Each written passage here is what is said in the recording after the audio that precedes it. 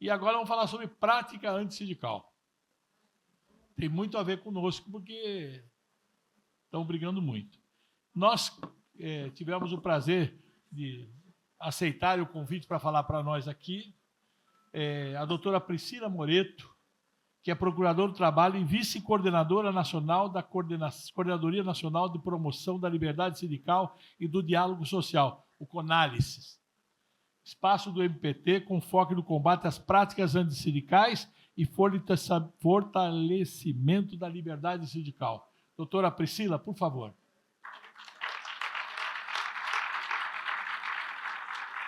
Posso dizer para você que temos tido parcerias muito boas. Por favor, doutora.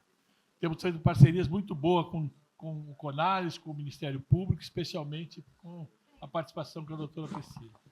Doutor Bernardo Leôncio Moura Coelho, que é procurador do trabalho, junto ao MPT, na Procuradoria Regional do Trabalho da 2ª Região, aqui no estado de São Paulo. Atualmente é o representante da CONALIS em São Paulo, tem experiência na área de direito, com ênfase em direito do trabalho, direito público, atuando principalmente nos seguintes temas: formação profissional, trabalho infantil, políticas públicas e sindicalismo. Paulo de Oliveira, o companheiro PO, que tem sido o nosso representante em todas essas discussões de práticas sindicais, trabalho infantil, todas essas coisas, representando a Central, também, por favor, e é o secretário nacional de organização da CSB, presidente do SEAC, membro do Conselho Nacional do Trabalho e é presidente da Comissão de Direito Sindical da OAB e presidente prudente. E, para mediar, nós vamos convidar a nossa querida doutora Augusta Refray, que é advogada, consultora jurídica da CSB, da FENAT e do CIDPD, e é uma das principais referências, especialmente para mim, de direito sindical.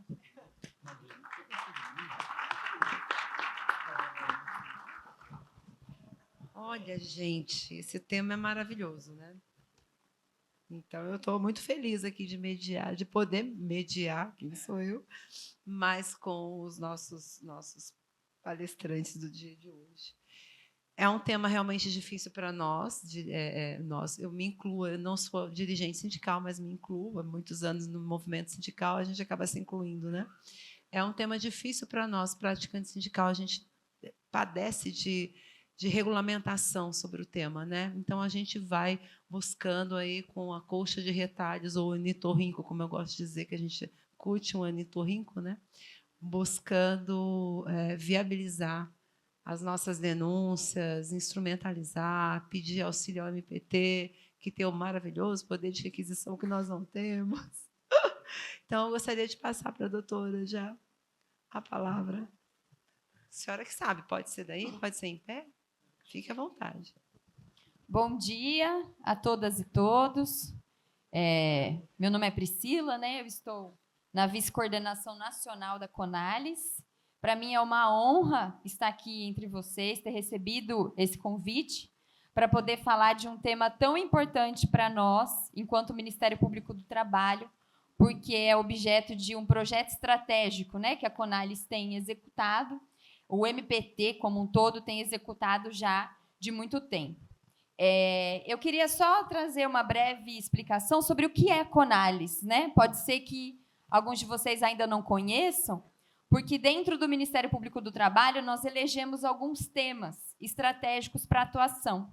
E um desses temas estratégicos é a questão da liberdade sindical e a promoção do diálogo social. Então, nós temos atuação, né, outras coordenadorias contra o trabalho infantil, a igualdade, o trabalho escravo, e temos uma coordenadoria que cuida da questão da liberdade sindical. Essa coordenadoria ela possui representação em todos os estados, né, da federação. Cada estado tem um coordenador regional da CONALIS. E, atualmente, a CONALIS ela está na coordenação nacional, né, eu e a doutora Vivian, que é a coordenadora nacional titular. E, atualmente, nós executamos, né, temos 4 projetos estratégicos. Um deles trata do sindicalismo e juventude, que o doutor Bernardo, aqui meu colega, é o gerente desse projeto. Um deles é o sindicalismo e diversidade. O outro é o fortalecimento da saúde do trabalhador no SUS. E um específico e objeto do nosso painel, que é a questão dos atos antissindicais. Então, nós temos procuradoras e procuradores no país todo empenhados no combate à prática de atos antissindicais, especificamente aqueles praticados pelo empregador. E a isso nós temos diversas ações que, ao longo da minha fala, eu vou falar para vocês. Isso porque a questão da liberdade sindical, nós temos uma compreensão, em termos de Ministério Público do Trabalho, de que a liberdade sindical é importantíssima para garantir relações de trabalho dignas, justas, equilibradas, e até no sentido do plano internacional, né, que nós temos a Organização Internacional do Trabalho ali, que reconhece expressamente a liberdade sindical como importantíssimo para que se alcance e se mantenha uma paz nacional duradoura. E é como a doutora Augusta até já antecipou, nós não temos na nossa legislação uma configuração, um conceito do que é prática antissindical. Isso eu falo no sentido, uma configuração mais expressa, mais literal. Mas é possível, obviamente, se extrair ali do artigo 8º, do artigo 9º da Constituição Federal, e também das convenções 87, Convenção 98, 154 da OIT, do que é ato antissindical. E o que nós tiramos desses documentos, mas também nós temos agora, relembrando, a única previsão que nós temos em relação à prática antissindical consta ali do artigo 543, parágrafo 6º da CLT, né, que diz que a empresa que, por qualquer modo, procurar impedir que o empregado se associe a sindicato, organize associação profissional sindical, exerça os direitos inerentes à condição de sindicalizado, fica sujeita à penalidade prevista, aí tem uma penalidade prevista na legislação. Então, a partir desses instrumentos vigentes, normativos, que nós extraímos hoje o que é um ato antissindical. E conceituamos como qualquer ato que tenha por objetivo impedir, dificultar ou prejudicar o exercício das liberdades sindicais. Isso se configura, então, como uma prática antissindical. E, em termos de Ministério Público do Trabalho, nós começamos a nos debruçar sobre essa prática, né, de atos antissindicais desde 2019. Começamos a realizar internamente um estudo quais atos se configuram, quais são os casos, quais são os elementos e exemplos de atos antissindicais. E desse estudo, desse grupo, né, que foi formado, surgiu um manual, o doutor Bernardo também integrou. Esse documento ele consolida, né, se chama Manual de Atos Antissindicais, e dentro do Ministério Público do Trabalho ele é um documento de referência, porque ali consta diversas hipóteses de atos antissindicais, e é um documento também acessível, né, ao público e que pode funcionar como um recurso a ser acessível para se configurar quais são, né, essas hipóteses de atos antissindical. Além disso, no ano passado, nós também lançamos uma cartilha, fruto até de discussões com as centrais sindicais, uma cartilha, o que é ato antissindical, né, o que fazer. E ali nós trazemos conceitos, hipóteses para denúncia, quais são as provas, quem pode praticar. Então, é um importante elemento de recurso, né, para vocês, caso ainda não tenham acesso a esse documento. Uma pesquisa simples ali na internet vocês encontram, cartilha Atos Antissindicais MPT, e muitas vezes podem até distribuir ali, né, na base de vocês, para que os trabalhadores, os dirigentes, vocês que estão aqui reunidos, compreendam o que é essa prática de ato sindical e o esforço que o MPT está fazendo para também combater essas práticas. E eu queria trazer alguns exemplos para vocês do que para nós se configura como ato antissindical e é objeto da nossa atuação prioritária em termos de Ministério Público do Trabalho. Por exemplo, o direito, os trabalhadores, né, têm assegurado ali no artigo 7º o direito à negociação coletiva, aos instrumentos coletivos. Então, o empregador não pode, e o sindicato patronal, por sua vez, não pode, de forma injustificada, não sentar à mesa de negociação para negociar. precisa sentar e negociar e disso resultar um instrumento coletivo.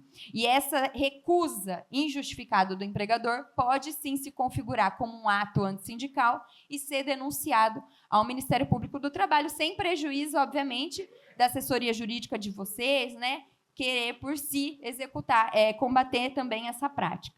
Além disso, dispensas coletivas, porque o STF firmou o entendimento de que não se pode dispensar coletivamente trabalhadores sem se sentar à mesa para negociar com o objetivo de evitar essas dispensas ou, se não for possível evitar, que se encontrem medidas paliativas. Então, quando o empregador dispensa coletivamente e não se senta à mesa para negociar, isso também tem o potencial de se configurar como uma prática antissindical. Outro exemplo, impedir a filiação sindical e estimular a desfiliação sindical. Discriminar trabalhadores que são filiados ao sindicato, tanto em relação a promoções como aumentos salariais.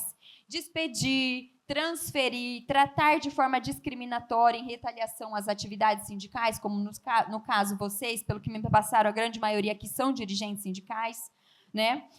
A punição ou despedidas de participantes de greve, isso nós recebemos denúncias nesse sentido, de que trabalhadores que integraram movimentos grevistas, muitas vezes internamente, sofrem retaliações pelo empregador, e isso é hipótese de denúncia para o Ministério Público do Trabalho, para que a gente investigue e apure, né, com penalização, se for o caso, para a empresa. Implementação de medidas para limitar ou impedir a livre participação em greves, inclusive quando contrata trabalhadores para substituir aqueles trabalhadores que estão em greve, não sendo as hipóteses legais dessa possibilidade, né, de substituição. Proibição de assembleias ou engajamento, criando obstáculos dos trabalhadores à participação das assembleias. Monitorar ou constranger os trabalhadores durante as assembleias sindicais. Impedir ou restringir o acesso de representantes sindicais às próprias dependências da empresa, dificultando a atuação do sindicato e o contato direto com trabalhadores. Nós tivemos um caso em que o sindicato identificou naquele setor que os trabalhadores sofriam muito assédio moral e sexual. E o sindicato organizou um material para levar para os trabalhadores, explicar o que é essa prática, disponibilizar o sindicato, que possui assessoria jurídica para prestar, né, o apoio, o que tiver. Então, foi um movimento que o sindicato fez muito importante na defesa dos interesses dos trabalhadores e das trabalhadoras. Ele foi ao local da empresa para fazer a distribuição desse material. E os prepostos dessa empresa começou a afastar, falar que não era para os trabalhadores conversarem com os dirigentes e recomendando que os trabalhadores jogassem todo esse material no lixo. Então, isso chegou uma denúncia para nós e é um objeto de um caso que a gente está investigando. Então, esse também é mais uma hipótese que é importante que faça essa denúncia para o Ministério Público do Trabalho. A própria campanha de filiação dentro do estabelecimento da empresa é possível que o sindicato faça e a empresa não pode se colocar contrária a isso, tendo esse potencial de se configurar como uma prática antissindical. Perseguição contra dirigentes sindicais, né, inclusive procedendo à empresa despedidas discriminatórias. E nós temos também, estava até conversando com o doutor Alessandro ali fora, questões também, foi até uma orientação recente que a Conalis, o colegiado, né, da Conalis deliberou por ter essa orientação, de que hipóteses de enquadramento sindical, reenquadramento sindical com o objetivo de prejudicar os trabalhadores, também tem esse potencial de se configurar como uma prática antissindical. Mas, assim, quero fazer um parênteses, né, porque o Ministério Público do Trabalho, enquanto órgão de Estado, também tem que tomar muito cuidado, porque não pode se miscuir ou interferir no sindicato e ofender a liberdade sindical. Então, esses casos de reenquadramento sindical por parte do empregador não pode se confundir com conflitos de representação entre sindicatos. Porque esses conflitos, no entendimento do Ministério Público do Trabalho, no entendimento da Conalis, ele tem que ser resolvido por vocês, pelo movimento sindical em respeito à autonomia privada coletiva. Então, essa disputa de representação, o Ministério Público do Trabalho não vai interferir, mas sim nós vamos atuar em face de atos antissindicais promovidos pelo empregador que promovem essa questão do reenquadramento sindical.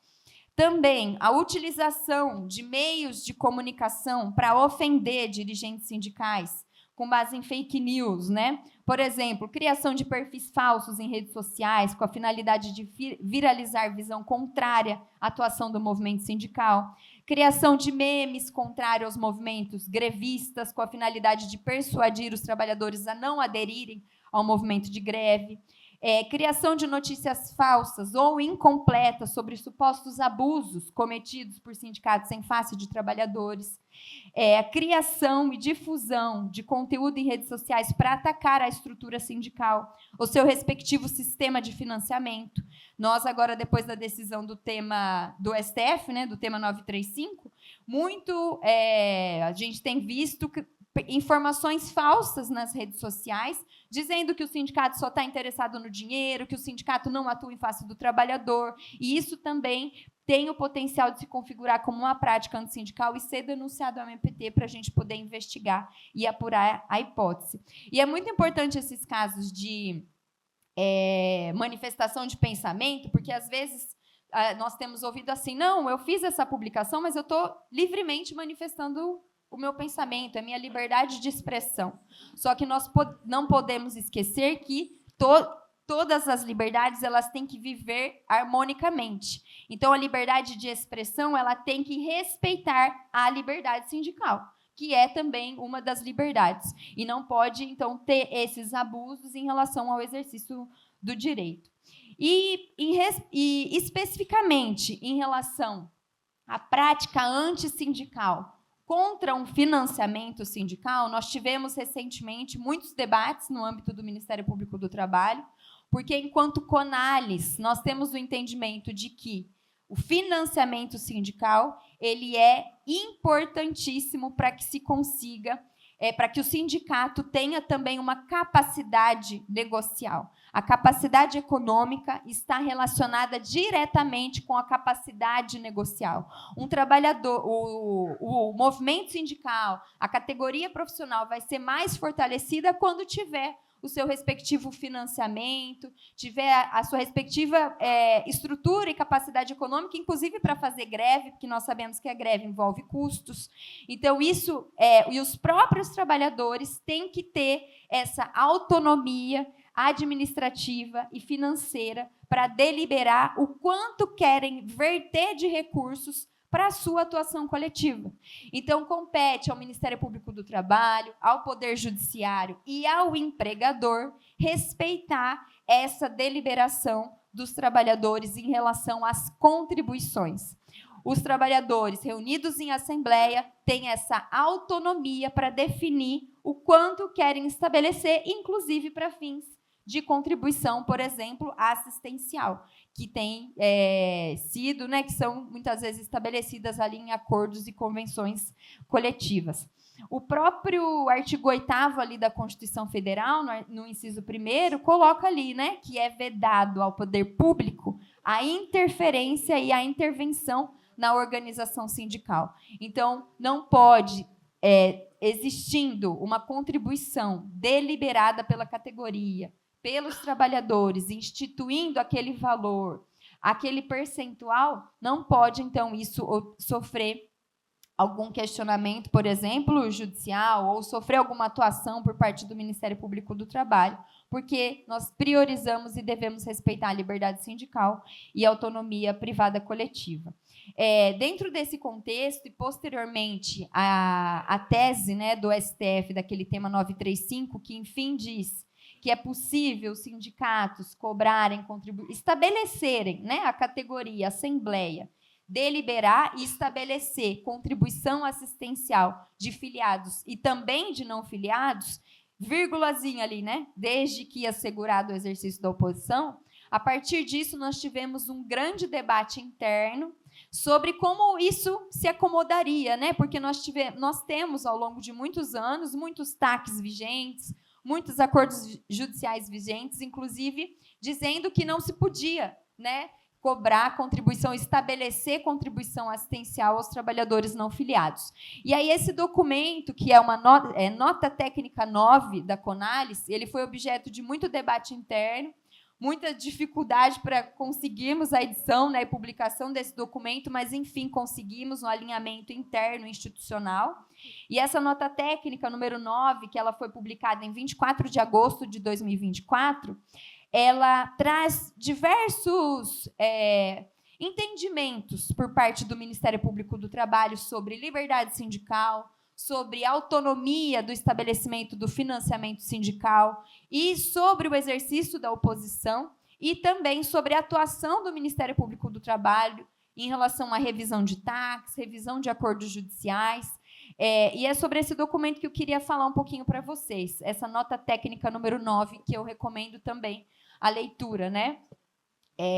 Um esclarecimento inicial é que a nota técnica toma muito cuidado para não tratar a questão da oposição como um direito de oposição. Apesar de constar no tema 935 do STF como um direito de oposição, nós tratamos ali como exercício à oposição. Porque a nossa compreensão é que, se nós temos um sistema sindical brasileiro em que os sindicatos obrigatoriamente representam todos os trabalhadores, filiados ou não, todas as cláusulas desse instrumento coletivo vai beneficiar trabalhadores não filiados ou também vai contrariar alguns interesses, como, por exemplo, um banco de horas. O trabalhador individualmente não pode, em relação a essa cláusula de banco de horas, eu não concordo, não quero que ela me atinja. O trabalhador não filiado não tem essa prerrogativa de poder dizer se quer ou não aquela cláusula.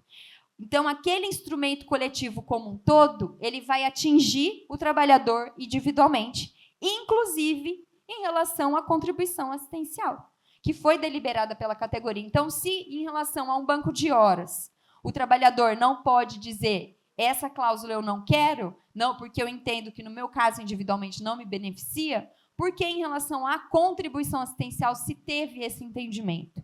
Então, apesar disso, a decisão do STF, é bom que se diga, não transitou em julgado, tem um embargo de declaração ainda, então, né, a questão está em aberto.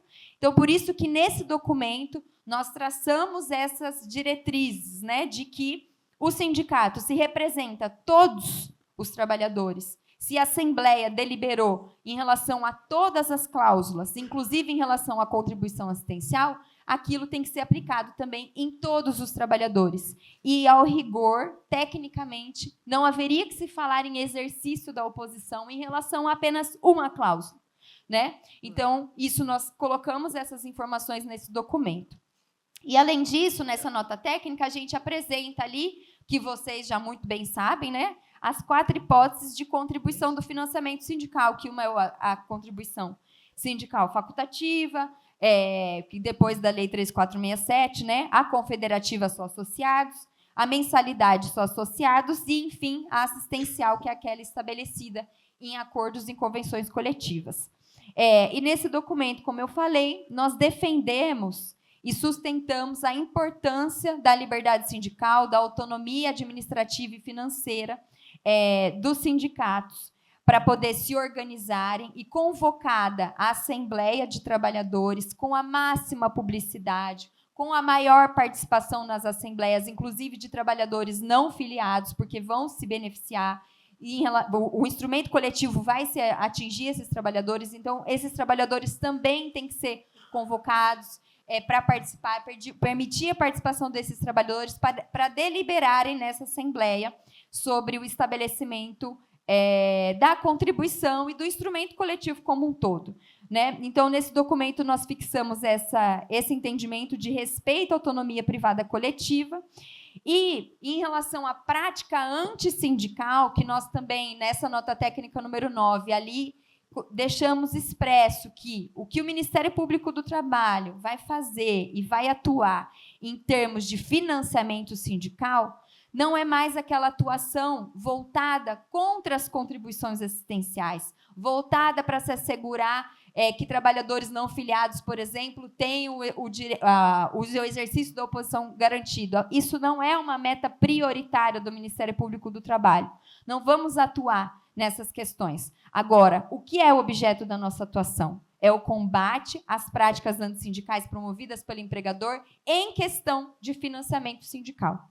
E aí uns exemplos, por exemplo, que até o próprio movimento sindical já nos reportou. Em mesa de negociação, muitas vezes, o empregador diz, ou o sindicato patronal, em relação a essa cláusula de contribuição assistencial, se vocês fixarem o exercício de oposição de 10 dias, de 5 dias, ou não fixarem, eu não concordo.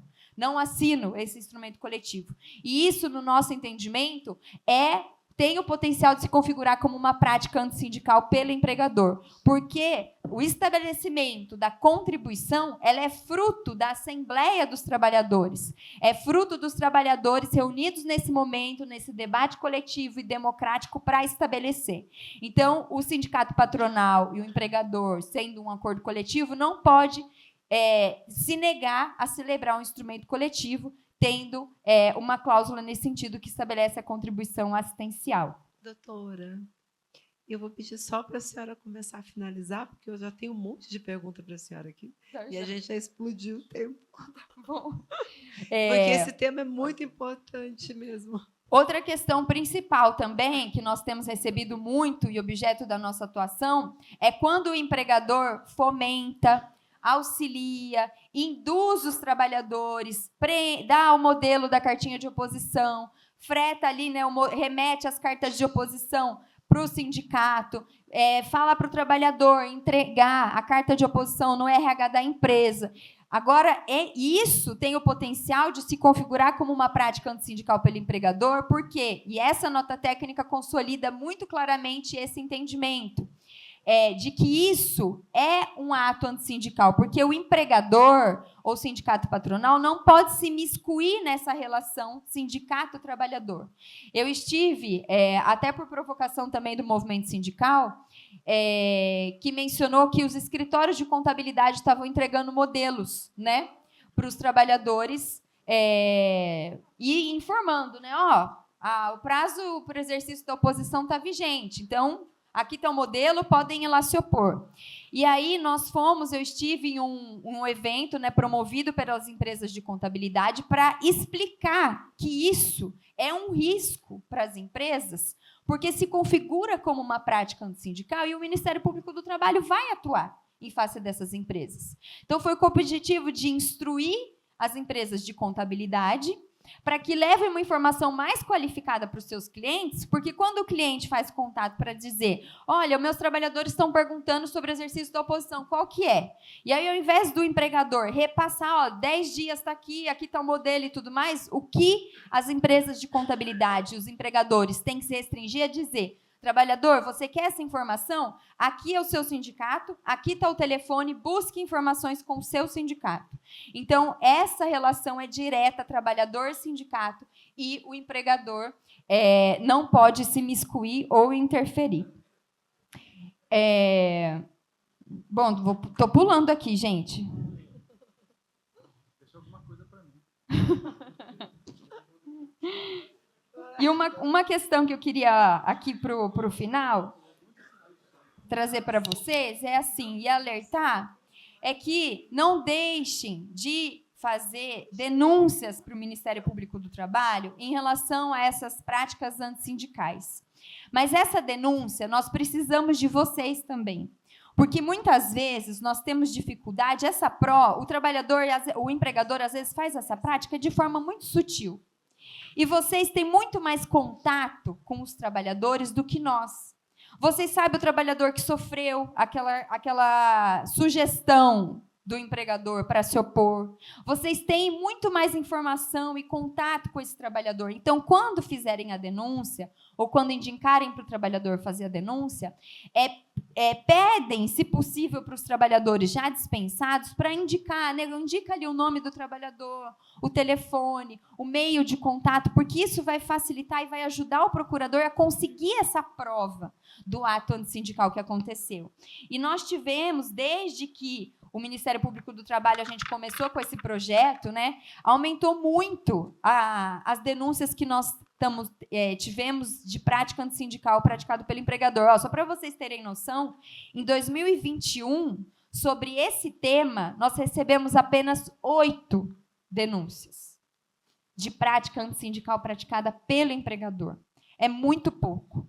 E aí, por isso, que a gente precisa inverter essa lógica de atuação do Ministério Público do Trabalho em face das contribuições assistenciais. O que a gente precisa é atuação em face de ato antissindical praticado pelo empregador. Só que, para isso, a gente precisa que essas denúncias cheguem.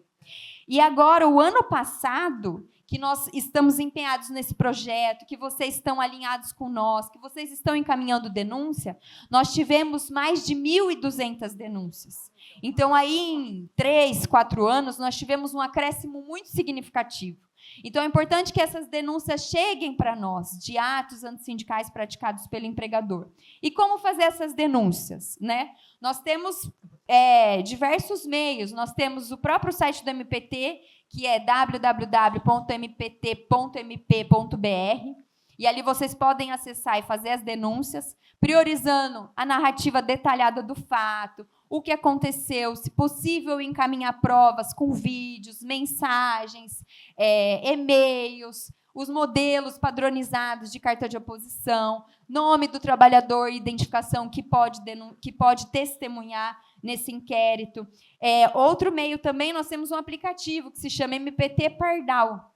Vocês podem baixar, o trabalhador baixar ali rapidinho e fazer a denúncia através desse aplicativo. E entre outras hipóteses, né? E o que eu queria, assim, só finalizando, é que acontece casos, e talvez alguns de vocês já tenham vivenciado, de, apesar disso tudo que eu estou dizendo aqui, de vocês fazerem a denúncia e o procurador ou procuradora tem a sua independência funcional e muitas vezes pode acontecer de indeferir aquela denúncia e arquivar. Como é meta prioritária nossa, objeto, né, de projeto estratégico, é possível que seja feito um recurso desse indeferimento, desse arquivamento. E, muitas vezes, a Conálise ela é chamada para poder se manifestar com parecer nesse procedimento. Então, assim, quando vocês fizerem a denúncia, mas receberem uma notificação de que foi indeferido, não desistam.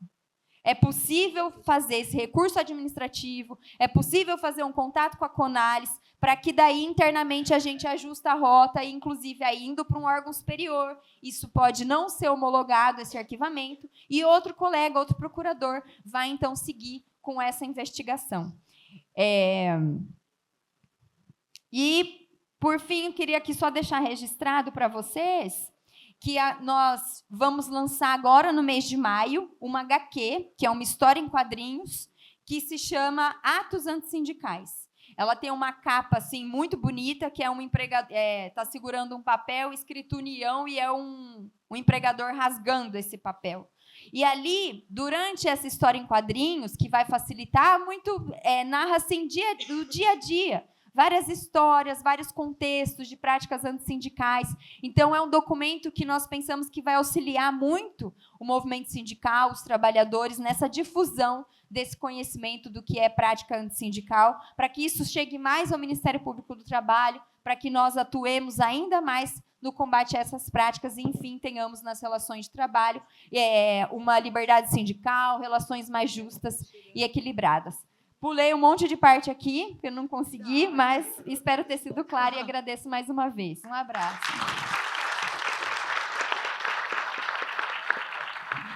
Olha, é uma pena, porque realmente esse tema é muito importante para os dirigentes que estão aqui. Mas realmente a gente está bem afogado. Só um comentário, nós fizemos, tanto a CSB quanto a FENAT e o próprio SINDPD, nós fizemos a juntada no IRDR de várias comprovações de prática antissindical com cartas de oposição, inclusive de vídeo de um CEO de uma empresa grande aqui de São Paulo, se manifestando claramente, sem nenhum problema. Então, a gente tem colhido essa prova, e alguma das perguntas que vocês têm aqui é a colheita de provas, a gente vai fazer isso ao final. Doutor Bernardo, agora é o senhor.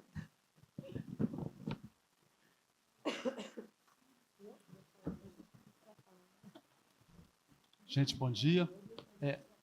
Tem a apresentação, depois você pode colocar. Agradecer o convite da CSB para estar aqui falando com vocês. É sempre muito bom a gente sair do tablado, do parquet e falar aqui na base com vocês. Que, como a doutora Priscila disse, vocês que são as pessoas que estão com a mão na massa. Doutora Augusta, PO, minha querida amiga Priscila, vascaína, como eu.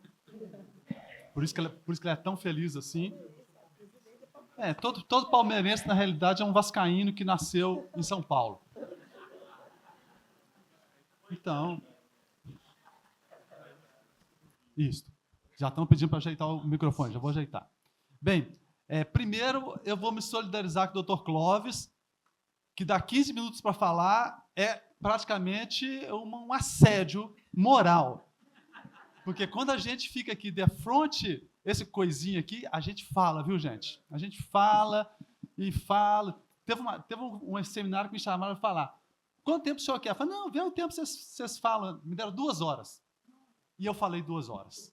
Então, é isso. Mas eu vou ficar aqui de olho naquele troço ali. Antes que ele comece a apitar, eu vou terminar. Então, vamos lá. A conálise e o combate aos atos antissindicais. Eu vou pular alguns slides, né, porque a doutora Priscila já falou, e vou falar também da dificuldade de falar depois da coordenadora nacional. É muito difícil. Que ela sabe muito mais que a gente porque ela é coordenadora nacional. Eu sou meramente o vice-coordenador regional, quase que o mosquito do cocô do cavalo do bandido. Então, ainda bem que ela falou primeiro e com muito mais propriedade. Aqui tá, pode passar para a segunda. Eu posso pular aqui? Aqui é chique, aqui é coisa de primeiro mundo. Pronto, a conálise. Não vou explicar a conálise, que a doutora Priscila já explicou que a conálise, né, foi criada em 2009, justamente com uma discussão de pessoas interessadas em temas sindicais. É importante esclarecer para vocês que, como o Ministério Público é dotado da independência funcional, vocês vão encontrar colegas que não seguem o entendimento da conálise. Isso não existe nada de ilegal. É uma diversidade que existe também dentro do Ministério Público. A gente estuda os temas e consolida o nosso pensamento. Mas os colegas têm independência funcional para adotar o que eles querem. Normalmente, a maioria dos procuradores seguem os posicionamentos da conálise. Já falou dos GAETs, dos projetos nacionais. Os projetos, né, que a doutora Priscila falou, eu separei aqui o sindicalismo e diversidade, que a gente trata dessa questão da diversidade das entidades sindicais. As entidades sindicais, como a sociedade, tem que ser plural, tem que ser composta por homens, mulheres, jovens, pessoas LGBTQI+. Então, quer dizer, a entidade sindical deve refletir o que é o país. Então, deve ter toda a representação possível. Os atos antissindicais, que eu não vou repetir aqui, que já foi falado. E eu tenho que falar do sindicalismo de juventude, que eu sou o gerente nacional. Muitos de vocês já devem ter recebido meus ofícios sobre esse projeto. É um projeto que a gente tenta esclarecer, desmistificar essa questão do sindicato, que a gente chama de sindicatofobia, que todo mundo tem medo do sindicato, e tentar trazer os jovens para o movimento sindical. A gente está trabalhando junto com as entidades sindicais e também junto aos movimentos estudantis. No mês de maio agora, a gente vai ter o nosso primeiro encontro com os estudantes. Nós vamos fazer um evento na Procuradoria com estudantes da PUC, em convênio com o SINDPD. Então, no dia 29 de maio, nós vamos fazer esse encontro para mostrar para os trabalhadores o que é o MPT e também o que é o sindicato. Então vamos entrar aqui no nosso específico. Os atos antissindicais. Está descrito em vários instrumentos normativos. A Convenção 98 da OIT trata dessa questão no artigo 11, no artigo 1º e 2º. E também nós temos outros documentos que são menos conhecidos. A gente trata de atos antissindicais da Declaração Sociolaboral do Mercosul, que vocês nem sabiam que existiam, né? Mas existe uma declaração do Mercosul sobre os atos antissindicais, no artigo 3º e 4º. O que é um ato antissindical? Eu gosto muito desse conceito do Oscar Hermida Uriarte. Ato sindical é qualquer ato que prejudique indevidamente o trabalhador ou as organizações sindicais no exercício da sua atividade sindical, ou a causa desta, ou que lhe negue as prerrogativas necessárias. Quer dizer, o ato antissindical é um ato que prejudica o sindicato em si, na sua atividade primordial de representar os trabalhadores. Ato antissindical, aquele ato que faz junto ao dirigente sindical quando ele vai numa empresa. Ato antissindical é aquele ato sobre o trabalhador quando ele quer exercer a sua liberdade sindical. Então, quer dizer, qualquer areia que entre na engrenagem, que prejudique o que está disposto no artigo 8º da Constituição Federal, é um ato antissindical. E quem pode praticar antissindical?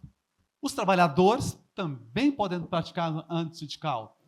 Quando você está na sua empresa e quer exercer seu direito de oposição, e vem um grupo de trabalhadores e começa a fazer pressão sobre você, supervisor fazer pressão sobre você, criação de fake news para te iludir quanto a isso, isso é um ato antissindical. O sindicato profissional também pratica ato antissindical. Um sindicato que quer se perpetuar no poder e não permite que trabalhadores se filiem ao sindicato, isso é um ato antissindical.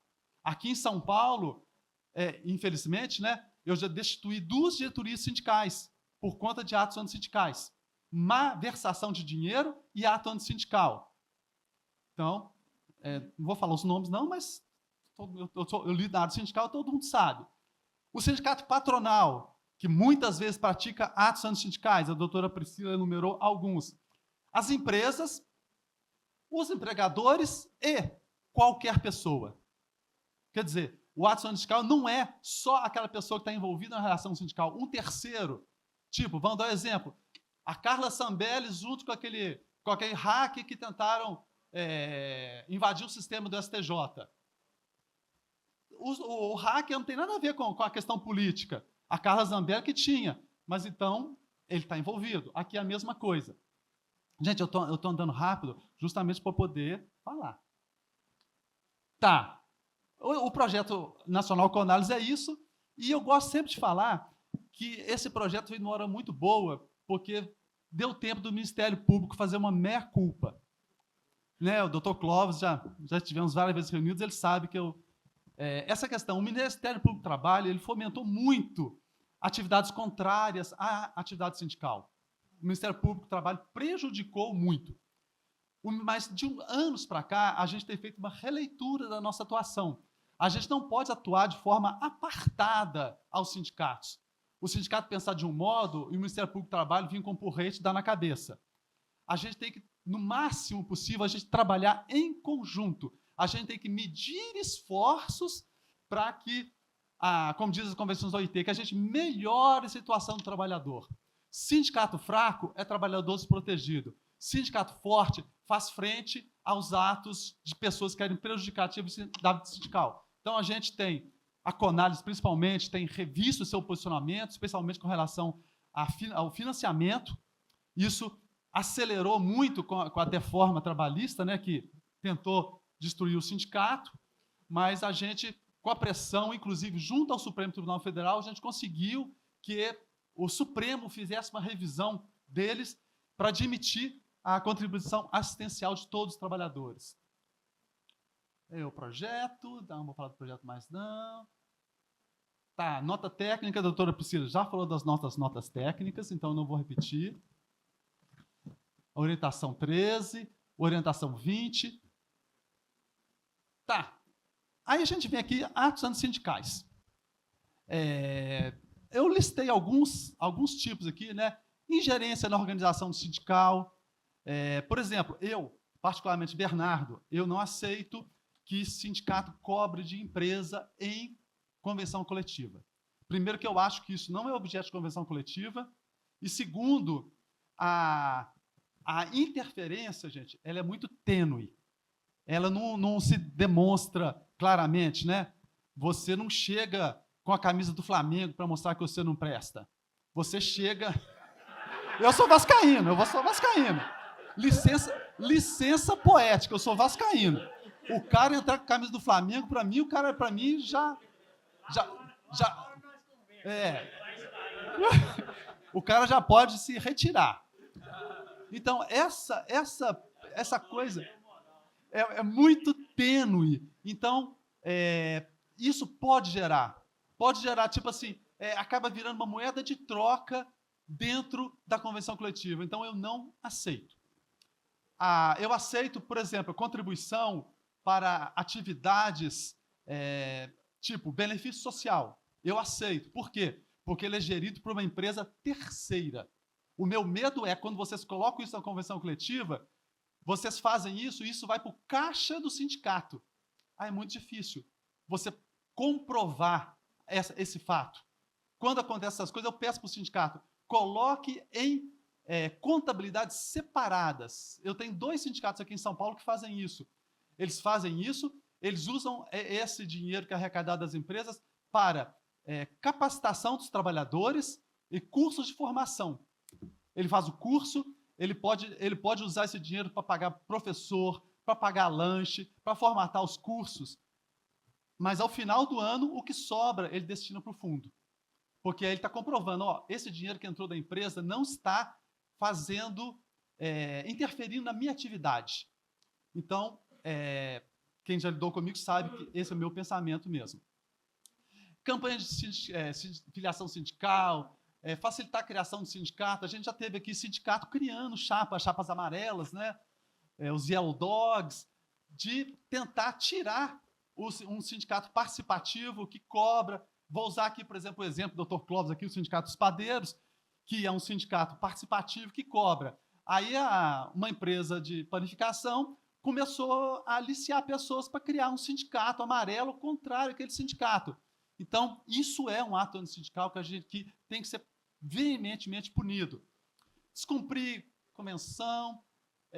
Eu vou pular isso aqui, depois eu passo aqui as telas todas. Por quê? Eu queria focar em 2 pontos, que normalmente, eu estou vendo que só tem mais 3 minutos, que a gente tem muito aqui em São Paulo. Primeiro, acesso do sindicato à empresa. Isso é ato antissindical? Depende. A empresa é obrigada a aceitar que o sindicato entre na empresa? Não. Não existe legislação que diga o sindicato tem livre acesso à empresa. Por quê? É uma empresa, é uma propriedade particular. O que eu faço muita mediação, eu também sou coordenador da mediação aqui em São Paulo, que um dos objetivos que a gente faz em alguns casos é criar um vínculo, um link de acesso do sindicato com a empresa. Então, quer dizer, é você saber quem que você procura na empresa para ter acesso. Aí tem até um caso que aconteceu aqui no Rio Grande do Sul, não sei se os advogados devem conhecer, da Transpetro. A Transpetro estava em fase de negociação de PLR e tinha um dirigente sindical que era trabalhador lá dentro. Aí a Transpetro proibiu esse trabalhador, dirigente sindical, que estava negociando o PLR, de acessar os demais departamentos da empresa. Foi feita a denúncia e o juiz de primeira instância, aí tem outra dificuldade nossa, são juízes, que são muito reticentes em admitir ato antissindical. O juiz disse que não via nada naquele comunicado da empresa e que aquilo era meramente a organização do local de trabalho. Subiu ao tribunal.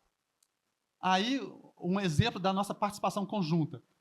O colega do Rio Grande do Sul fez um parecer que o relator abriu aspas no parecer e usou o parecer dele como fundamento para decidir. E falou, isso é um ato antissindical, sim. Por quê? Ele tentou tirar aquele dirigente sindical de falar com os outros trabalhadores. Condenou a empresa, 200 mil de dano moral coletivo e abstenção disso. Então, quer dizer, se você está dentro de uma empresa e você é dirigente sindical, você não pode ser impedido de andar pela empresa. A gente teve o caso aqui, por exemplo, do metrô de São Paulo. O metrô de São Paulo mandou embora por justa causa um dirigente sindical que era funcionário do metrô e que ele foi ao metrô num dia de folga para falar com os trabalhadores sobre o movimento da entidade sindical. Mandou embora por justa causa. Isso foi revertido na justiça, porque Porque se o dirigente sindical não pode conversar com os trabalhadores, ele vai fazer o quê? A não ser que você coloque um dirigente sindical muito bonito, muito lindo, com a camisa do Vasco, para todo mundo falar que ele está certo. Serve para quê? Dirigente sindical, gente, é que nem Ministério Público. Dirigente sindical é para perturbar. Dirigente sindical amigo da empresa, eu desconfio. Você pode sair e tomar cerveja, mas na hora de defender os interesses da categoria, você tem que ser chato. Você tem que ser uma pedra no sapato para aquele cara chegar, aquele cara de novo, já vem o Dr. Clóvis lá falar comigo, meu Deus do céu. Então, é essa a função. Outra coisa que eu queria falar é sobre, que a Priscila até falou, a questão das contribuições sindicais. A gente recebe muitas, vocês não imaginam tanto de denúncia que a gente recebe. Eu tive até, no nosso planejamento estratégico, eu tive que fazer uma justificativa para Brasília, para o MPT, por que a gente indeferia tanta denúncia. Eu falei, mas é claro, chega, vou dar o Sindicato dos Padeiros, vou colocar como exemplo aqui. O Sindicato dos Padeiros firmou a convenção coletiva, tem a contribuição assistencial. Gente, eu recebo, em média, 150 denúncias por conta disso. Se é um sindicato maior, eu não vou falar o nome do sindicato, porque eu falo só dos padeiros, o Dr. Clóvis está aqui. Eu já cheguei a receber 350 denúncias contra a cobrança de contribuição assistencial. Posso dizer para vocês, aqui em São Paulo, nós somos 5 procuradores que lidamos na área sindical. Todo mundo indefere denúncia que fala sobre contribuição assistencial. Chegou denúncia falando assim, querem cobrar 0,5%, R$50 por mês, vai tirar o leite das minhas crianças. Indefere. E recorre, às vezes eles recorrem e perdem, que a CCR homologa o nosso arquivamento. Porque a autonomia privada, o que está na convenção coletiva é para ser seguido. E quando a gente fala essa questão dos atos sindicais... Olha lá, já está piscando. O ato antissindical. Gente, tem que ser... É muito difícil para a gente... Primeiro, já falei, o problema do juiz, que eu já entrei com uma ação de ato antissindical, que eu apresentei o e-mail do RH dizendo que era ato antissindical, falando, não falava nada da convenção coletiva. A mensagem era oposição. Falava lá, gente, vocês têm até só dia tal fazer isso. O juiz julgou improcedente. Recorri e o tribunal manteve a improcedência por unanimidade. É muito difícil. A gente consegue resolver, quando a gente consegue resolver na base, tipo, eu ouço os trabalhadores confirmam, eu chamo a empresa. A empresa, normalmente, o advogado fala assim, não, doutor, a empresa é honestíssima. Essa empresa não faz isso, nunca fez isso. Um dos nossos pilares é respeitar a organização sindical. Aí eu falo com o advogado, doutor, ótimo. Só que eu tenho 5 depoimentos que estão sob sigilo nos autos, dizendo o contrário. Mas eu só vou pregar o zap na testa em juízo. Aí, normalmente, a empresa firma o TAC. Não, doutor, conversei com eles, nós vamos aceitar, vamos firmar o TAC, de não se imiscuir. Infelizmente, a gente não fala muito para entidades patronais. Mas eu já fui chamado para um evento de entidades patronais aqui em São Paulo. Eu falei com eles, não caça piolho para a cabeça de vocês. Se o sindicato falou, larga para lá. Você não tem que querer se arvorar como pai do trabalhador. Você não é pai, você é patrão. Você não paga. Se você quer ser pai, paga mais. Dá mais direito. Dá 2 cestas básicas. Isso você não quer. Mas enfiar lá a faquinha quando é a relação sindical, vocês querem. Então, quer dizer, eu fiz essa palestra, nenhum empregador me fez pergunta, não sei por quê. Eu fiquei esperando as perguntas, não veio nenhuma. Quem veio falar comigo foram os advogados. Doutor, eu falo isso com eles, mas é tão difícil. Então, vocês têm que cobrar mais para eles te ouvirem. E a questão do direito de oposição, a empresa que incentiva, é preciso que a prova seja muito robusta para a gente levar para o judiciário. Se não tiver uma prova catastrófica mesmo, igual eu falei, o cara entrar com a camisa do Flamengo, o juiz não dá, gente, não dá. A gente tem recebido muita denúncia. O que os sindicatos têm feito? Pelo menos que chega para mim. fotografa o carro da empresa levando trabalhador, filma o carro da empresa, identifica aqueles trabalhadores. Com base nisso, a gente notifica, pelo menos, eu notifico a empresa. A empresa justifica porque o carro, placa tal, dirigido por tal pessoa, foi fazer um sindicato no dia de oposição. Ele cria um monte de coisa. Ele fala, não, aquele ali é porque ele era não sei o quê, aí ele deu carona, que não sei o quê. Mas isso tem que ser... Aí a gente faz o inquérito, a gente, provando isso, a gente chama a empresa e faz o TAC. E quando eu faço o TAC com a empresa para não fazer ato antissindical, eu mando uma cópia do TAC para o sindicato. Para o sindicato estar ciente, porque tem multa. TAC tem multa. E a gente cobra mesmo.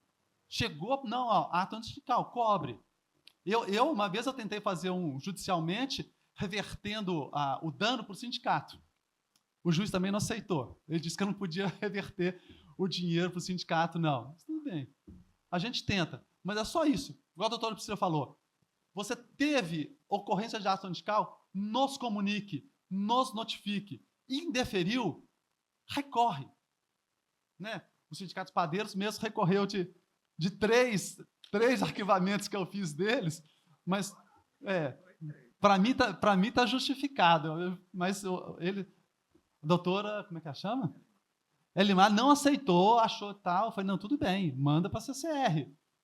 Só que aí eu tenho que notificar a empresa para apresentar contra-razões. Mas é importante que vocês façam isso. Mandem. Passamos de 8 atos antissindicais de 2021 para 1.500 em 2024. Isso mostra como que esse fato ocorre na prática. Então, como eu falei, o Ministério Público do Trabalho está à disposição e, precisando, é só mandar para a gente. Obrigado.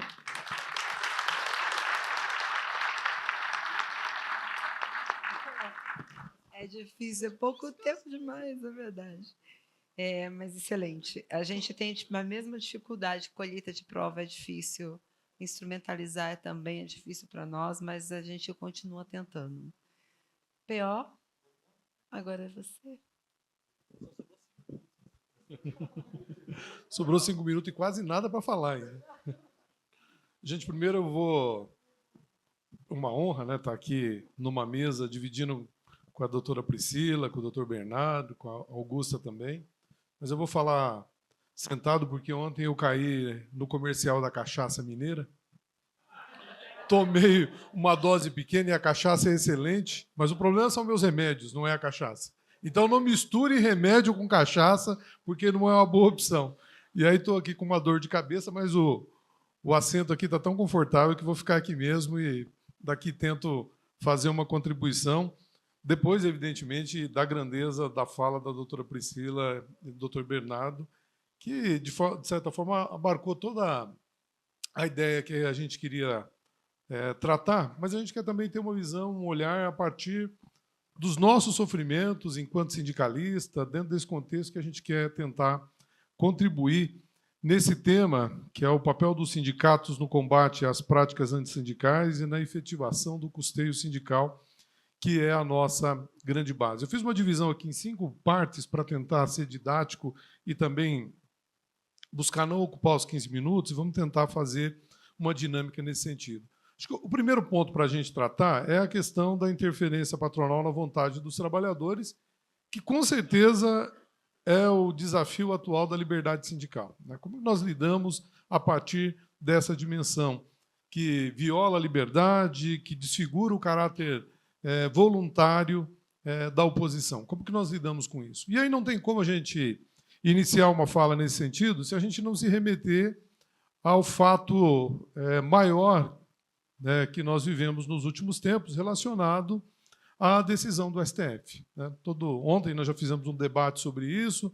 O STF, primeiro, entende que aquilo que a malfadada reforma trabalhista trouxe era constitucional, e depois, a partir de todos os elementos que já foram colocados aqui ontem, especialmente o fatídico 8 de janeiro, onde os ministros viram seus assentos jogados à rua, o seu tapete com as mais diferentes necessidades sendo feita, se percebeu efetivamente que a polícia, a justiça, por si só, não era capaz de combater o fascismo.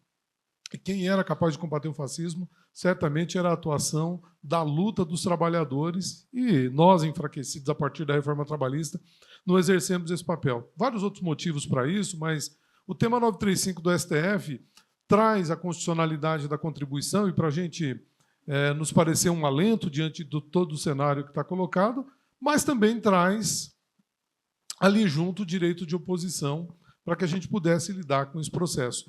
E esse acaba sendo, certamente, um dos pontos fundamentais que cai na nossa fala aqui, que é em relação à questão das práticas antissindicais, né? Nós temos, primeiro, a garantia da constitucionalidade da contribuição e um alento ao movimento sindical sofrido do ponto de vista da reforma trabalhista. Depois, aquilo que acontece dentro do processo capitalista, dentro do neoliberalismo e da visão que tem, que é a garantia da constitucionalidade, vírgula, com o direito de oposição. E aí nós fizemos lá toda a discussão sobre isso, se é na ocasião da Assembleia ou não, mas isso insurgiu efetivamente um grande nível de práticas antissindicais. E aí quero falar um pouco daquilo que a gente vive no dia a dia, né? Nós vivemos a questão das empresas disponibilizando ônibus, né? Então nós já vimos a Assembleia, inclusive aqui, de sindicatos filiados à CSB, onde a empresa disponibilizou 4, 5 ônibus durante o dia inteiro para levar trabalhadores para participar da Assembleia, buscando, evidentemente, fazer valer a força dela do enfraquecimento do sindicato. Nós podemos conjugar todos os verbos aqui em relação a isso, mas interferir, coagir, cooptar, todos os exercícios que tem feito do ponto de vista, e aqui falando exclusivamente dessa questão, dos empresários que entendem que o fomento ao exercício, e é importante o que a doutora Priscila coloca, que nós não estamos falando de um direito, mas de um exercício, porque nós estamos falando de uma decisão coletiva, eu vou ampliar um pouco mais sobre isso, mas todo o fomento que é dado no sentido de fazer com que as cartas de oposições cheguem ao sindicato, que o trabalhador se oponha de forma indiscriminada, sem perceber efetivamente que por trás disso tudo está o grande efeito de toda essa discussão, que é a luta de classe, que é o enfraquecimento da entidade dos trabalhadores para que possam efetivamente auferir lucros a partir disso. Nós vivendo a realidade dentro do sindicato, a gente recebe muitas vezes, e vocês devem receber nesse sentido, cartas com timbre da empresa, com envelope da empresa, com todos os mecanismos possíveis, e tem alguns artifícios também. Muitas vezes você pega o empregador que se entende religioso e as cartas chegam com Deus seja louvado, né? Em todas as cartas, sim, que é um indício também de porque há, de fato, um formulário específico para que o trabalhador faça esse exercício. E essa prática ela vem do empregador, vem do chefe, que muitas vezes não consegue ter competência para fazer um comando, entendendo efetivamente o poder de comando da empresa, mas um comando que possa, de alguma forma, melhorar a relação dos trabalhadores e, consequentemente, a produtividade da empresa, mas tenta mostrar serviço de outra forma, incentivando a destruição do sindicato. Então, você tem o chefe, você tem o coordenador, você tem toda essa dinâmica que todos nós vivemos a partir dessa condição das práticas antissindicais. Outro tema que nos afeta demais é a relação com os sindicatos patronais. Nós falamos há pouco aqui com as informações importantes da Adriana, do DIEESE, um aumento do número de acordos coletivos em relação às convenções coletivas. E por que isso acontece? Nós ressaltamos um pouco essa situação, porque você chega na negociação coletiva, muitas vezes, e aí nós passamos um período, o Neto fez um exemplo que ficou 5 anos sem conseguir finalizar uma negociação coletiva, mas a partir da reforma trabalhista nós não conseguimos negociar com o sindicato patronal, porque o patronal entendia que nós não existíamos mais na relação. Esse é um processo que teve. Mas nós também temos aquilo que já foi falado aqui, a interferência do patronal em relação à cláusula de contribuição. Ele acha que é possível, a partir de uma dimensão, e certamente nos coloca que a dimensão correta é que a Assembleia dos Trabalhadores define qual é o meio de contribuição, qual é a forma de sustento do sindicato, e a competência exclusiva para essa matéria é da Assembleia dos Trabalhadores e não da mesa de negociação. O patrão não pode decidir se 10 dias é pouco ou muito, se a oposição no ato da Assembleia, como decidiu a categoria, é suficiente ou não para que o trabalhador possa, de fato, exercer essa possibilidade de fazer oposição. Também enfrentamos essa prática antissindical no âmbito dos sindicatos patronais, né? Todos os agentes que tem dentro desse contexto, mas específico do ponto de vista do custeio, acho que nós nos deparamos efetivamente, acho que todo mundo enxerga aqui a dimensão que vive a partir dessa situação que nós vivemos das práticas antissindicais. E como que nós podemos, né, dando um salto disso adiante, para poder fazer o combate efetivo a essas práticas antissindicais? Eu vou falar ao final um pouco do CONALES, da doutora Vivian e também da doutora Priscila, mas tem um projeto que hoje está sendo desenvolvido a partir do CONALES e a partir dessa relação que foi criada entre a CONALES e as centrais sindicais, que é um projeto de buscar construir emendas junto ao Ministério do Trabalho. Você sabe que a fiscalização, a auditoria fiscal do trabalho, ela atua a partir de emendas, né, de questões previamente definidas para que tenha a autuação efetiva da empresa a partir do descumprimento de normas. E nós hoje trabalhamos firmemente dentro desse projeto, né, junto com o setor de fiscalização, a CIT, também com o ministro do Trabalho, o Marinho, no sentido de que a gente possa efetivamente criar no Ministério do Trabalho as emendas necessárias para que a prática antissindical seja possível que haja atuação da auditoria fiscal do trabalho e, a partir dessa atuação, a penalização efetiva para cessar qualquer nível de prática antissindicais. O CONALES fez uma exposição muito grande e importante sobre quais são esses meios efetivos de práticas antissindicais. Nós tivemos uma participação muito importante no Fórum das Centrais, a CSB teve uma participação importante, no sentido de formatar quais eram os quesitos efetivos dessas práticas antissindicais, para que a gente pudesse contribuir com a formação dessas emendas. O processo corre um pouco, nós iniciamos isso em outubro de 2024, tivemos a oportunidade, na semana passada, de estar com o ministro e fizemos uma cobrança para ele: ministro, precisa atuar para que, de fato, essa questão aconteça. Na última reunião do CONALES, nós também fizemos um debate sobre essa questão para gerar, efetivamente, uma pressão junto ao Ministério do Trabalho para que crie as emendas, efetivamente, e que a gente possa ter atuação fiscal. Nós, enquanto movimento sindical, nós dividimos em 4 pontos para, de alguma forma, contribuir nesse processo da criação das emendas. Primeiro, a fundação de sindicatos e eleições sindicais. Quais são as práticas efetivas que acontecem dentro desse contexto? Ameaça de dispensa de dirigente, criação de entidade de fachada controlada pelas empresas, interferências em eleições, tudo aquilo que a vivência do mundo sindical já nos apresenta. Indicamos também, no segundo tópico, a questão das negociações coletivas. A recusa em negociar, propostas individualizadas para dividir categoria, interferência patronal em cláusula de contribuição sindical. Aqui, evidentemente, estou fazendo uma síntese, mas o documento é grande, indicando as práticas, mas dentro desse contexto também, olhando efetivamente para o processo das negociações coletivas. O terceiro item é as greves, né?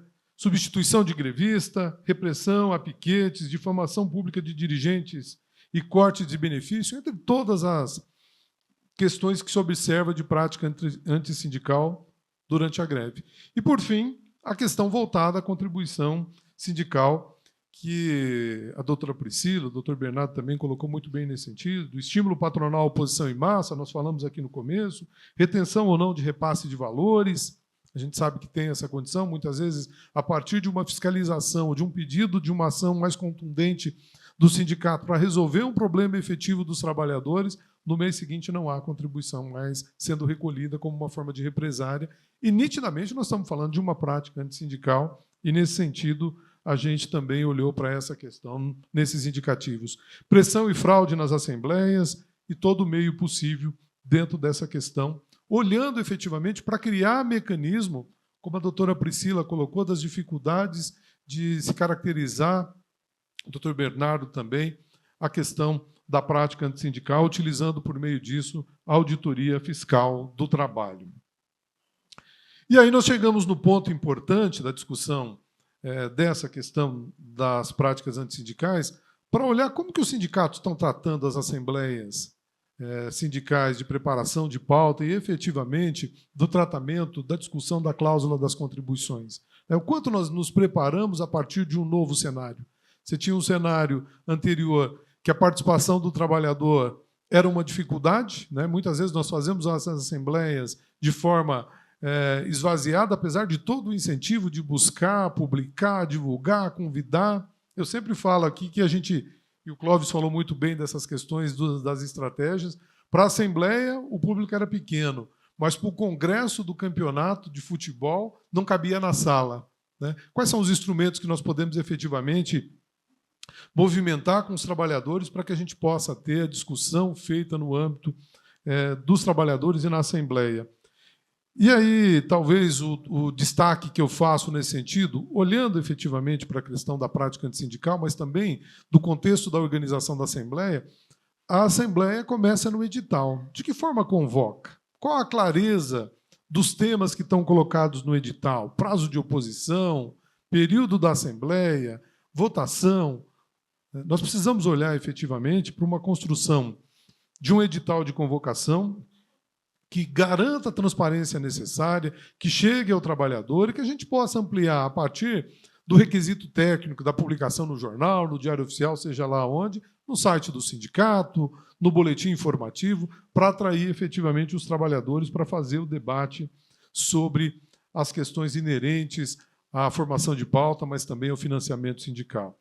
E a preparação do dirigente é fundamental para isso, porque você vai para uma assembleia, um incendiário destrói a Assembleia e muitas vezes o dirigente perde a cabeça na condução daquele processo. O quanto nós estamos nos preparando para evitar também que esse processo se dê? Quais são o local que nós estamos fazendo? Estamos optando pela opção virtual, os mecanismos possíveis que tem de ampliar o diálogo, considerando que a maioria dos sindicatos tem base além da cidade-sede, né? Quais são os instrumentos efetivos que nós podemos discutir no sentido de garantir a participação, dar clareza e inibir efetivamente uma oposição que seja feito a partir do incremento patronal com o interesse que ele tem? Qual a clareza que o trabalhador tem do sindicato?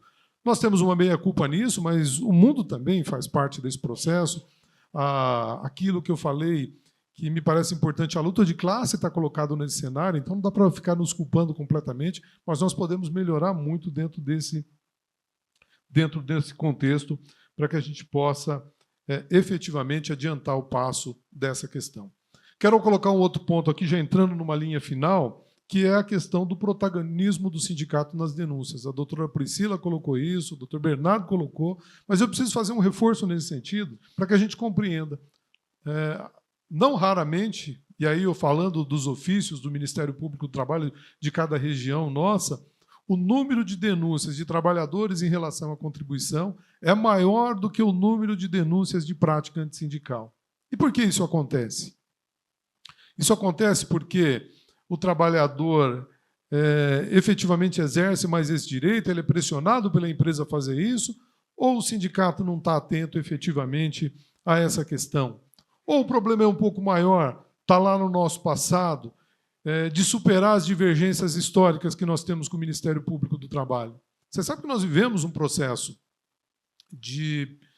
com todo cuidado, mas de uma perseguição do Ministério Público em relação ao sindicato tempos atrás. Isso chegou à OIT. Foi feito denúncias à OIT no sentido de demonstrar que o Ministério Público do Trabalho intervia na liberdade e na autonomia sindical. Mas nós estamos diante de um outro cenário nesse momento. O CONALES tem feito um papel que diferencia a relação. E ela diferencia para nós, enquanto relação sindicato-Ministério Público, mas diferencia dentro do âmbito do Ministério Público do Trabalho. A CONALES faz um papel essencial. E aqui eu quero ressaltar a força da mulher nesse processo. A doutora Vivian, como coordenadora, e a doutora Priscila, nesse contexto, fazem um trabalho diferenciado, e não é um trabalho diferenciado de apoio ao sindicato, mas da liberdade sindical, da autonomia sindical, aquela que as duras penas nós conquistamos ao longo dessa história, muitas vezes triste, do movimento sindical, porque muitos tombaram na luta da defesa do trabalhador para ter a liberdade que nós temos hoje. Então, nós precisamos, de fato, reconstruir essa ponte com o Ministério Público, superar as divergências históricas e ter a Conales como um grande braço de apoio na luta sindical em favor da verdade, da luta, da clareza, do fortalecimento do sindical, do papel que nós empenhamos no sentido de fazer com que os sindicatos sejam efetivamente a força do trabalhador e que o trabalhador seja a força do sindicato, como a gente sempre fala em todos os aspectos. Temos legitimidade para fazer as denúncias, precisamos acreditar que elas façam, precisamos fazer os recursos à CCR quando há uma negativa, precisamos, de alguma forma, quebrar essa barreira que hoje está aí para poder, de fato, fazer uma mudança efetiva. Eu falo da importância aqui da Conales e ia pedir ao Vitor, a doutora Vivian fez menção ao documento que foi criado, a revista, desculpa, a revista não, a cartilha, perfeito, a cartilha do Ministério Público, e o Vitor gentilmente nos colocou aí, tinha pedido para colocar durante a fala da doutora, mas meu celular e a internet ficaram patinando aqui. Eu falei, Vitor, deixa uma hora que eu vou falar, porque como eu não vou apresentar nada, pelo menos fica algo bonito, produzido pelo Ministério Público, pelo Conales ali. Então, essa cartilha é uma maneira de orientar o movimento sindical, de entender a dinâmica da prática antissindical. Está fácil para achar, está colocando cartilha do Conales, prática antissindicais, vocês acham? Isso já foi distribuído para todo mundo, mas é importante que a gente volte nela. Vai estar junto com a matéria ali, o Vitor já colocou para a gente. E aí vou fazer 2 destaques muito rápidos, que a doutora Priscila já aprofundou. Primeiro, a nota técnica número 9, a partir do advento do tema 935 pelo STF, que reafirma a legalidade da contribuição e reconhece o papel central da Assembleia dos Sindicatos. É na Assembleia que as coisas decidem, é a Assembleia dos Trabalhadores que define meio, forma, tempo, e é isso que a gente tem que valorizar. Então, parabenizar aqui a Conales pela nota técnica número 9 e como ela precisa ser fonte de todos nós. Precisamos nos debruçar para fazer a leitura correta, fortalecer os nossos argumentos. Quero fazer uma referência também, de forma muito rápida aqui, à orientação número 20 do Conales, que o doutor colocou isso, apesar de não ter efetivamente tratado, enumerado a orientação número 20, ela faz um papel fundamental. A Assembleia decidiu coletivamente, o trabalhador individualmente não pode se opor àquela condição. Isso faz com que seja o mecanismo necessário para, quando haja aquela denúncia individual do trabalhador ao Ministério Público, ela seja rejeitada, porque a categoria de forma coletiva, aí a prevalência do coletivo sobre o direito individual é garantido a partir desse momento e você tem efetivamente o arquivamento dessas denúncias que são vazias. Para finalizar, e de verdade mesmo, a questão dos TACs. Muito sindicato aqui vive ainda sobre a égide de TACs que foram assinados antes do advento do tema 935 na STF. Há um novo mundo, há um novo olhar na realidade. A gente precisa se atentar a ele. Nós precisamos bater a porta do Ministério Público para discutir a regra daqueles TACs de oposição a qualquer tempo, de qualquer forma, como nos foi imposta naquele momento. É necessário fazer esse processo, porque no direito nada é automático, a não ser a legislação, quando expressamente ela desconstrói a norma anterior, mas os TACs precisam ser revistos. Em Presidente Prudente, o local que nós atuamos, e presidimos lá o Conselho Intersindical, que congrega 23 sindicatos, a maioria dos sindicatos da cidade, nós fizemos isso de forma coletiva. Fomos ao Ministério Público, todos os sindicatos, pedimos uma reunião com os 3 procuradores, demonstramos efetivamente, imagina uma pergunta no papel desse tamanho. Ah, não, não é a pergunta, ainda bem. Fomos ao Ministério Público para... Já ia propor um painel para a gente discutir a pergunta. Estou brincando, hein? Fomos ao Ministério Público e fizemos a revisão de todos os TACs, exceto aqueles com a dimensão judicial, porque você tem que buscar o mecanismo judicial. E os ofícios do Ministério Público estão abertos a partir dessa interação do Conales. A aprovação da nota técnica número 9, ela não é feita no âmbito do Conales, simplesmente. O debate foi feito com todas as sedes do Ministério Público, com todos os ofícios do Ministério Público e com as PTMs, e, pelo que eu sei, a resistência foi mínima. Depois teve o processo de homologação disso, que a gente não tinha visto até então, mas que também se sacramentou a partir dessa dimensão. Então, pessoal, era essa minha humilde contribuição para com vocês, para dizer que nós precisamos utilizar o meio institucional para fortalecer as nossas lutas, romper as barreiras e as crenças limitantes do passado para que a gente possa, de fato, olhar para essa questão, entender o Ministério Público e o CONALES como um aliado ao combate da prática antissindical, e nós precisamos fortalecer essa dimensão. E, por fim, dizer para vocês que quem denuncia, constrói, quem se omite, consente. Eu acho que é esse o recado que a gente coloca para fortalecer as denúncias do movimento sindical em relação às práticas antissindicais. Muito obrigado, um grande abraço, obrigado pela oportunidade. Pessoal, a gente tem uma quantidade imensa de perguntas aqui. Obrigada, PO. Eu não vou conseguir nem fazer como você fez, 2 para cada um. Tem realmente muito. Eu percebi que algumas aqui foram sendo respondidas ao longo da fala dos procuradores e agora também do PO. Então, eu vou tomar a liberdade de separei uma mais importante que me pareceu aqui para cada um dos palestrantes, e aí eles já vão respondendo a pergunta e fazendo suas considerações finais. Olha, eu daria, mas não vou me deixar. Doutora Priscila, a pergunta é do Sintronac, do Darlan, do Rio de Janeiro. Qual o entendimento da CONALES quanto à oposição ocorrer na Assembleia que delibera sobre o desconto da oposição e se esse ato pode se restringir àquele momento? Esse documento que o Dr. Paulo ressaltou, né, que é essa nota técnica número 9, ele foi debatido em uma reunião nacional da CONALES e aprovado por um colegiado. Então, não é uma decisão minha ou da doutora Vivian enquanto coordenadora nacional, mas são procuradoras e procuradoras do país todo que nos debruçamos sobre essa questão, estudamos e deliberamos. E esse documento, então, ele consolida o entendimento de que compete à Assembleia dos Trabalhadores, ali reunida, definir o momento em que vai ser segurada a oposição.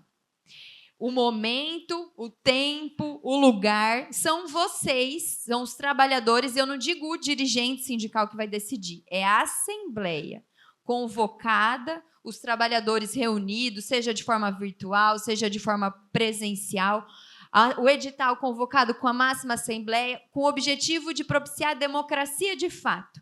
E o que os trabalhadores decidiram nessa Assembleia, inclusive em relação ao exercício da oposição, é o que deve ser respeitado.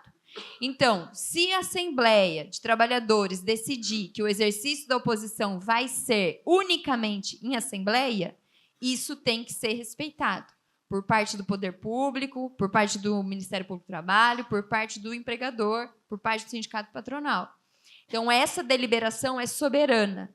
Agora, pode ser que, dada a peculiaridade, a realidade da categoria, os trabalhadores em assembleia decidam, não, a gente vai conceder oposição em assembleia, mas também depois, uns 10 dias, para aqueles trabalhadores que são de outros municípios, por exemplo, o sindicato que tem uma categoria, abrange, né, uma amplitude territorial é muito grande.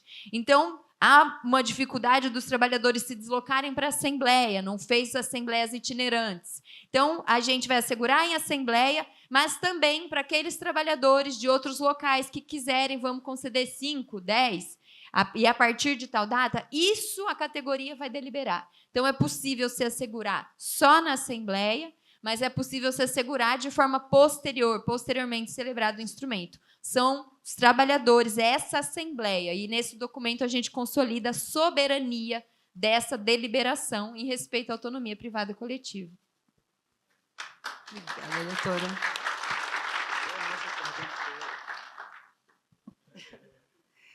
Doutor Bernardo, nós temos uma pergunta aqui do Nicolas, que é do Comando Nacional do BREC dos APPs. O Brexit de 2020 revelou práticas antissindicais por parte da iFood, inclusive com contratação de empresas para, de uma maneira, prejudicar as lideranças.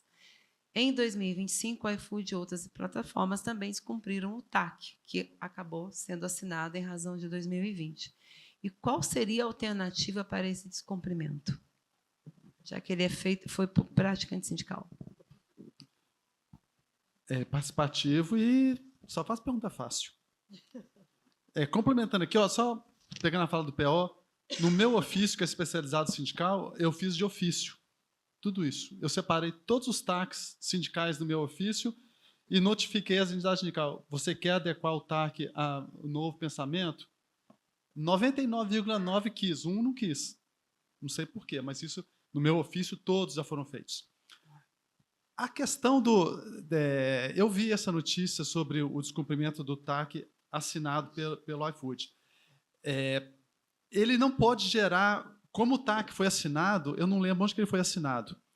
A competência para executar o TAC e fazer as ações relativas a essa questão fica vinculada ao colega que assinou o TAC. Eu, particularmente aqui em São Paulo, eu nunca recebi nenhuma denúncia de ato antissindical da questão dos aplicativos. Normalmente, né, a gente perde todas as ações de aplicativo, a gente não ganha nenhuma. Outro dia, no nosso grupo de discussão, a gente estava comemorando que nós ganhamos 2 ações no tribunal de vínculo empregatício. Mas vai subir para o TST, vai ter reclamação constitucional e vai cair esse reconhecimento de vínculo. Mas essa questão do ato antissindical, como existe o TAC, isso vincula àquela localidade. O que se pode fazer é o seguinte, você aplica as multas pactuadas. Se isso não foi possível de conter os aplicativos, o que a gente pode fazer é entrar com uma nova ação pedindo para que seja fixada uma multa maior ainda. Só um complemento em relação a essa questão de revisão de TAC, né, e de acordo judicial, é que assim, eu cheguei a receber, agora por estar na coordenação nacional, estou afastado do ofício, mas na época estava atuando em outro estado, e eu recebi não tinha nem tema 935, não tinha nada, eu recebi um pedido de revisão de TAC, que tratava sobre essa questão da contribuição assistencial. E o meu entendimento, eu queria revogar o TAC. Na minha visão, aquele TAC não deveria nem existir. E, nesse sentido, eu me manifestei de revogação do TAC. Quando subiu para a Câmara, né, Câmara de Coordenação e Revisão, eles disseram assim, a gente não vai revogar, não vai homologar seu entendimento de revogação, porque o sindicato nem pediu isso. O sindicato pediu a revisão. Então, o que eu queria deixar de sugestão é assim, que vocês marquem, nesses casos de TAC, marque uma audiência com o procurador, não apenas peticionem, né? Marque uma audiência com o colega, mostrem quem vocês são, o trabalho que o sindicato tem feito na localidade, o que negocia, o que consegue de conquista, e peça, num primeiro momento, a revogação desse TAC, para que ele não exista mais. Pode ser que o colega fale, não concordo. E aí vocês pedem, num segundo momento, subsidiariamente, a revisão. Porque, às vezes, pode ser que o colega queira dar mais, né, que seria a revogação, porque para o Ministério Público não se miscuir, né, nessa relação, mas vocês não pediram. Então, só fica essa sugestão de avaliar primeiro um pedido de anulação, revogação, e depois, no segundo momento, de revisão. Excelente sugestão. PO. Vamos lá. Quem fez a pergunta é a SEAC, o Lázaro Eugênio, de Bauru. Né? A empresa tem legitimidade para denunciar o sindicato ao MPT, supostamente para defender os interesses dos trabalhadores? Diz que na comédia tem sempre um cara que é trampolim para o outro fazer sucesso, né? Quando tem pergunta dos amigos, é mais ou menos isso, né? Eles dão um trampolim para a gente poder fazer uma resposta. Mas, na verdade, assim, eu acho que a pergunta do Lázaro ela é importante porque a gente tem assistido muito essa situação, onde muitas vezes o empresário se coloca como defensor do trabalhador. Então, a gente encontra isso na mesa de negociação também, quando o sindicato patronal fala, mas é muito pouco tempo, como é que o trabalhador vai fazer o direito, exercer a oposição efetiva num tempo curto? É como se ele fosse, naquele momento, o defensor do trabalhador, e a gente sabe que a grande realidade que se impõe é outra, né? Então, evidentemente, que não é aceitável, e certamente o Ministério Público deve ter uma visão no mesmo sentido, que denúncias oriundas do empregador no sentido de defender o trabalhador não podem ser aceitas, não faz sentido, né? Não tem competência, e aí, do ponto de vista jurídico, a competência necessária para fazer efetivamente essa condição. Porque, apesar da condição de hipossuficiente que é colocado no trabalhador do ponto de vista da legislação, o trabalhador é maior, ele está sentindo, em tese, o prejuízo, se é que ele existe ou não, para que ele mesmo possa exercer o seu direito. A doutora Priscila colocou no começo uma questão que era importante demais no que diz respeito a essa posição patronal de instruir o trabalhador e delimitando essa parte. Olha, você quer saber sobre direito de oposição? Você procura o sindicato. Eu não fiz uma ressalva aqui, mas foi extremamente importante, porque nós, eu, Lázaro, a Estael, que está aqui, que é do SEAC, o Luciano, nosso diretor aqui também, vivemos no dia a dia a relação com os sindicatos de contabilidade. E ali, sim, nasce algumas vertentes importantes desse contexto. Uma hora, o trabalhador com maior salário vira sócio da empresa com 1% do patrimônio da empresa para não pagar férias, para não pagar 13º. O trabalhador se sente membro da empresa, mas com subordinação de horário, de salário e toda aquela dimensão, muitas vezes para ganhar R$300 a mais. Outra hora se coloca a questão do estagiário como a substituição da mão de obra do trabalhador.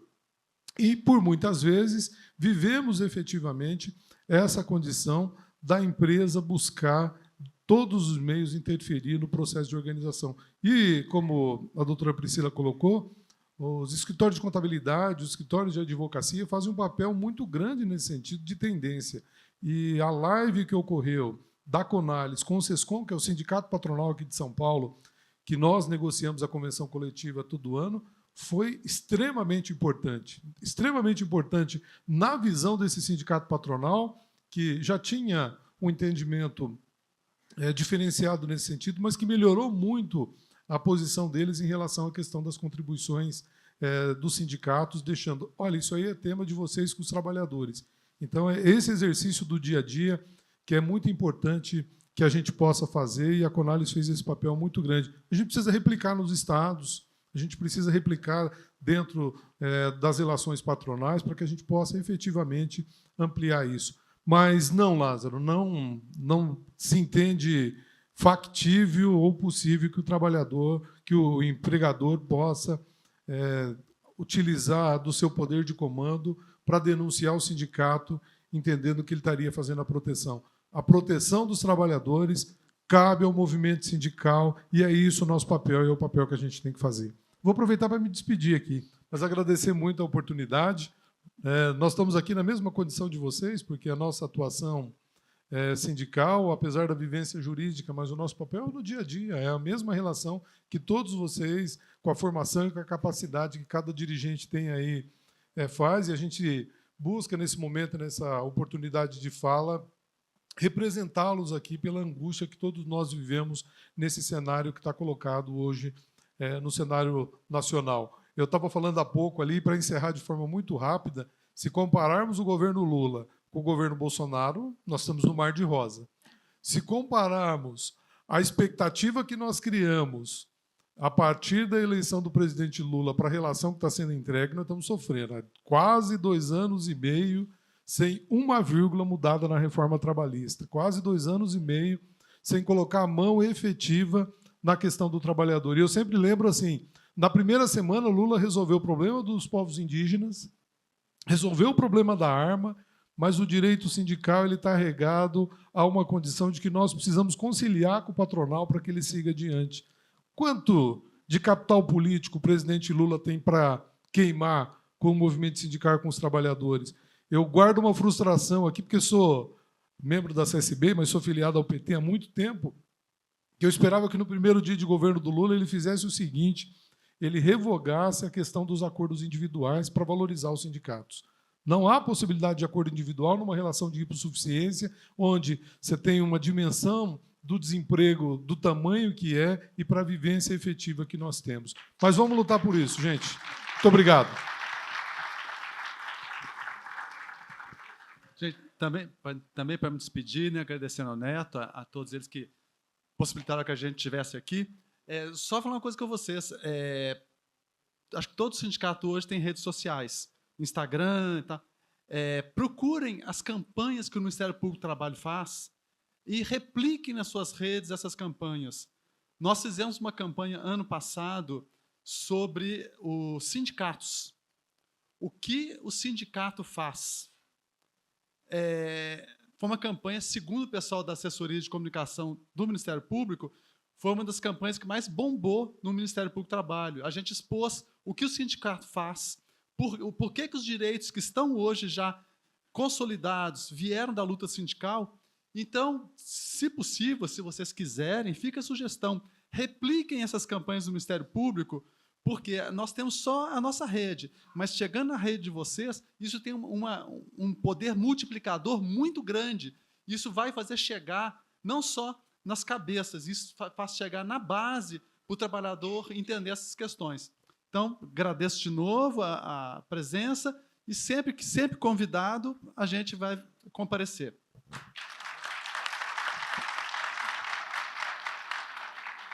Uma última consideração em relação àquele ato antissindical, quando que o doutor Paulo citou novamente, né, que em mesa de negociação o sindicato patronal ou o empregador se opõe, né, se recusa a celebrar o instrumento.